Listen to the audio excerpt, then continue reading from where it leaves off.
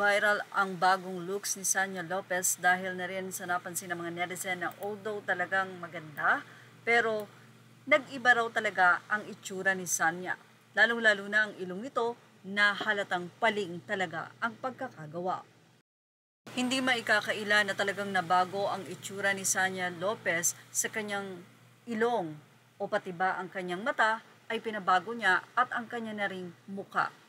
Maraming mga fans ang sobrang nalungkot dahil tila hindi na nila namamataan si Sanya Lopez sa kanyang new looks. Nalulungkot sila dahil tila wala na raw si Sangre Danaya sa bagong mukha nito.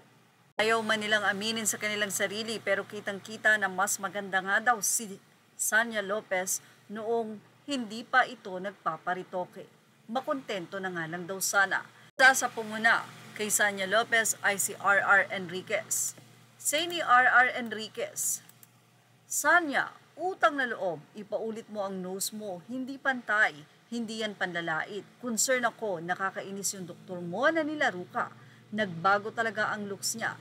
Yan nga ang inis na naging pahayag ni RR Enriquez matapos mapansin na tila may mali nga sa ilong ni Sanya Lopez. Kaya naman sa mga Instagram posts ni Sanya, narito ang naging komento ng mga netizen.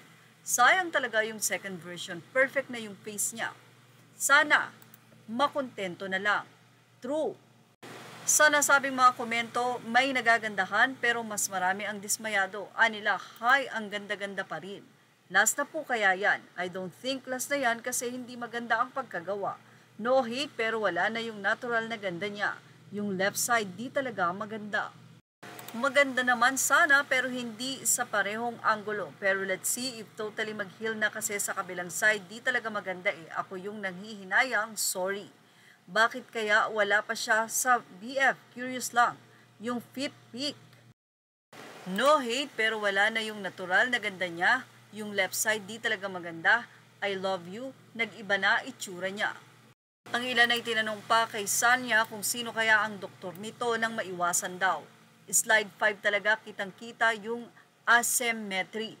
Masyadong matangos. I wonder who is her doctor but parang pinagpraktisan or hindi na gets yung gusto talaga ng peg ng patient.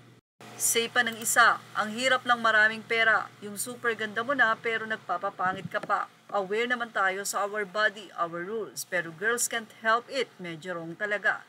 Feeling foreigner. Masama na talaga pag sobra. Nedanus muste. Mahal na Sangre Danaya. Mas may malala pa pala kay I am Jane De Leon. Sino kaya ang doktor ni Sanya? Well, napansin naman ng isang netizen na it's not proportion daw at all. God made us unique, so why ruined? Parang ilong na ni Marian Rivera, yung kay Marian natural, eto hindi. I am curious, nagagandahan kaya talaga si Sanya sa appearance ngayon? Hindi pa rin po talaga pantay Miss Sanya Lopez. Naghiling na tabi di pa rin pantay. Halata lalo na pag close up. Tama na po sa pa-enhance, ang ganda nyo na po, baka masira lang. Well, mula sa update ng Fashion Police, marami nga ang nag-agree sa sinabi ni RR Enriquez na talagang hindi maganda ang pagkakaritoke kay Sanya Lopez. Sana nga daw ay hindi na ito paulit-ulitin dahil baka lalong masira. Anila, hindi naman kasi talaga pantay ang sagwa kaya kung bakit naman kasi pinabago pa, okay na sana eh. Sino ba ang pinipeg niya sa new nose niya? Say naman ng isa, I hate to say this pero totoo naman nagmukhang parot si Sanya. Mukha pa naman ang puhunan sa showbiz. Say ng isa si Mr. Raw ang peg niya. Gusto niya yung patulis. Sa true lang, pwede naman sigurong i-private message. I don't think associated advice will be appreciated by Sanya. Kung nag-private message pa siya, baka sakali pa. Yan naman ang say ng mga netizen sa naging pagpuna ni RR Enriquez. Ano ang masasay niyo about dito? Ilagay na ang inyong opinion sa ating comment section. Images are all credit to the rightful owners. Thank you for watching Showbiz Now.